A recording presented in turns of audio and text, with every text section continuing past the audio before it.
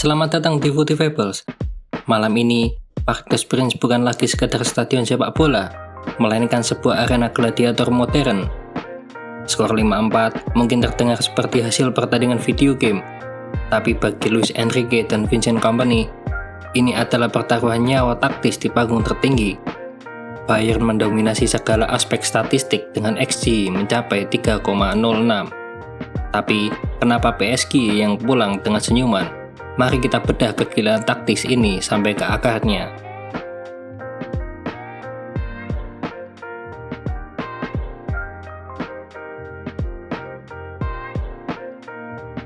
Mari kita lihat bagaimana kedua tim memulai laga ini.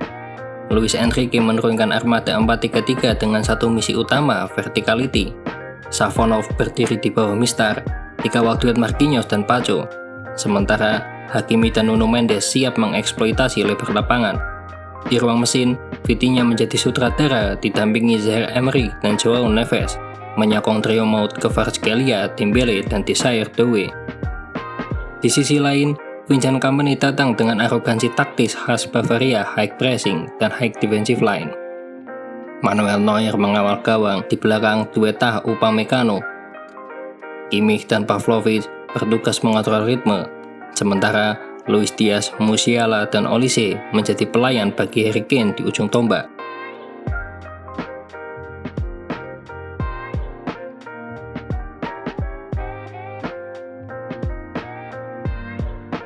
Laga dimulai dengan kejutan. Bayern langsung mengeksploitasi celah koordinasi lini tengah PSG. Harry Kane yang dropping deep menarik perhatian bek tengah, menciptakan ruang di second layer. Melalui triangle shape yang presisi, Bayern membongkar pertahanan tuan rumah hingga Luis Diaz harus dilanggar di kotak terlarang. Kane sukses mengeksekusi penalti 0-1 untuk tim tamu. Bayern bertahan dengan skema 4-3-3 high press yang sangat agresif. Kimmich bahkan naik hingga area sepertiga akhir PSG. Namun, Enrique punya jawaban. Saat build up, PSG bertransformasi menjadi 3-5-2. Vitinha berperan sebagai deep line playmaker. Hakimi naik tinggi menjaga lebar lapangan, sementara Doué turun mengisi ruang yang ditinggalkan Vitinha untuk menjaga keseimbangan. Saat pemain Munchen berhasil merebut bola, mereka langsung melakukan transisi cepat. Peran Kane sebagai false nine adalah kunci bagi lini serang Bayern. PSG membalas tekanan dengan pressing yang tak kalah tinggi. Zaire Emery berhasil memotong jalur distribusi Pavlovic dan langsung melepaskan direct pass ke Dembele. Meski penyelesaian akhirnya masih sedikit melebar, PSG build up dengan 3-2-5. Nuno Mendes yang invert ke tengah membentuk 3 shape di belakang, sementara dua sayap diisi Hakimi dan Kvaratskhelia. Bayern merespon dengan 5-2-3 untuk mengimbangi jumlah pemain depan PSG. Gol penyeimbang PSG adalah mahakarya efisiensi. Saat build up 3-2-5, Nuno Mendes melakukan inverting ke tengah, menciptakan keunggulan jumlah pemain. Doué turun menjemput bola, menarik bek lawan keluar, dan melepaskan umpan kunci ke Kvaratskhelia. Dengan skill individu, Kvara mengecoh Stanisic dan mengirim bola ke tiang jauh, skor 1-1.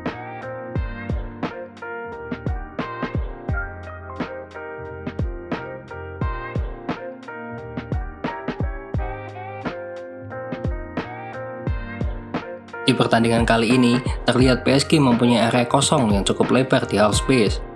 Bayern yang mencoba menyerang melalui Olise. Ia melakukan aksi individual yang brilian, namun tendangannya masih mampu digagalkan oleh kiper PSG. PSG hampir menambah keunggulan lewat aksi individu dari Doué. Dan di sini terlihat Harry Kane yang turun sangat jauh untuk membantu pertahanan Bayern. Namun, tendangan Doué masih melebar ke sisi kanan gawang Bayern. PSG berbalik unggul melalui skema bola mati. Sepak pojok Dembele disambut sundulan tajam Joao Neves yang berlari menyambut bola. Skor 2-1. Namun, keunggulan ini tidak bertahan lama. Kelemahan PSG dalam menjaga jarak antar lini dimanfaatkan dengan brilian oleh Michael Olise. Tanpa penjagaan berarti, Olise melepaskan tembakan roket dari luar kotak penalti. Di pertandingan ini terlihat kelemahan PSG di area jarak antar lini tengah dan lini belakang PSG yang diekspos oleh para pemain Bayern. Tepat sebelum turun minum, drama berlanjut. Crossing Dembele mengenai tangan Alphonso Davies. Penalti diberikan dan Dembele sendiri yang menuntaskannya. PSG unggul 3-2 di babak pertama.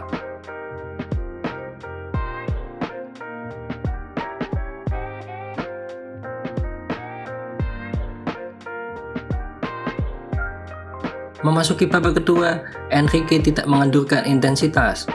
Menit ke-56, Vitinha kembali menunjukkan kelasnya. Melihat sisi kiri Bayern yang terbuka lebar, ia menginisiasi serangan yang diakhiri dengan cutback manis Hakimi ke arah Kvaratskhelia. Brace bagi Kvara, 4-2 untuk PSG. Bayern yang mencoba mengejar justru semakin rentan terkena counter attack. Dalam situasi 2 lawan 2, Doué yang memberikan umpan ke Dembele mampu dimanfaatkan menjadi gol oleh pemain PSG tersebut. Skor 5-2, Bayern semakin tertinggal. Bayern menunjukkan mentalitas pantang menyerah mereka melalui set piece.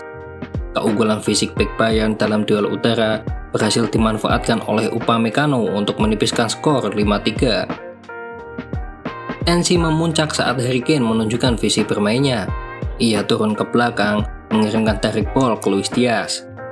Dengan aksi individunya, dia sukses membuat skor menjadi 5-4. Di detik-detik terakhir, Upamecano yang mencoba membantu serangan meninggalkan lubang besar di belakang.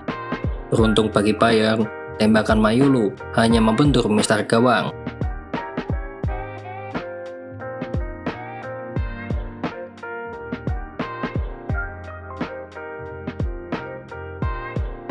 Pada akhirnya, statistik mencatat Kompany menang dalam dominasi, tapi Enrique menang dalam strategi.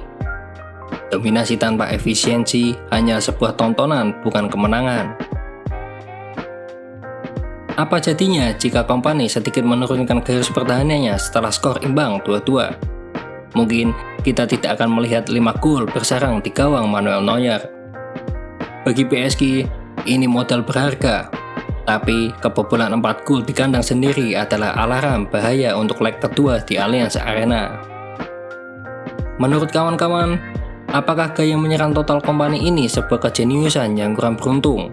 Atau justru konyol untuk level semifinal UCL? Tulis pendapat kalian di bawah, kita diskusi taktik di sana. Saya pamit.